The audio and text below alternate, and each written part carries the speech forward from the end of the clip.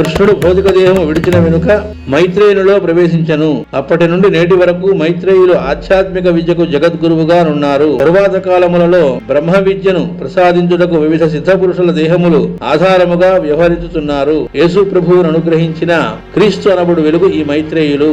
యేసు శరీరమును వీరు ఆవేశించి మరల లోకమునకు వెల్లడి చేసిన సనాతన బ్రహ్మ విద్యయే క్రీస్తు బోధలుగా వెలువడినవి. భాగవత రహస్య ప్రకాశం ఏమిటి? దీనిలో యేసుక్రీస్తు పేర్లు ఇవన్నీ ఇవ్వటం ఏమిటండి? ఒక రూపానికో నామానికో ఒక చట్రంలో కనుక బిగించబడినటువంటి వాడికి ఎట్టి పరిస్థితుల్లో తరుణోపాయము లేదు అని చెప్పారు. భగవంతుడు ఒకటే కదా, వాడే ఇన్ని రూపాలుగా వస్తున్నాడు, సర్వాంతర్యామి అన్నప్పుడు యేసుక్రీస్తు అనే వాడిలో కూడా మరి సర్వాంతర్యామిట అంటే ఉచ్చరించమండి. అసలు సత్యం ఏమిటి, జరిగింది ఏమిటి అనేటువంటిది ఇక్కడ మనకి, ఇది మన అందరం కూడా మాస్టర్ గారి నవలా సప్తకాలు చదువుకున్న వాళ్ళందరికీ తెలిసిన విషయమే.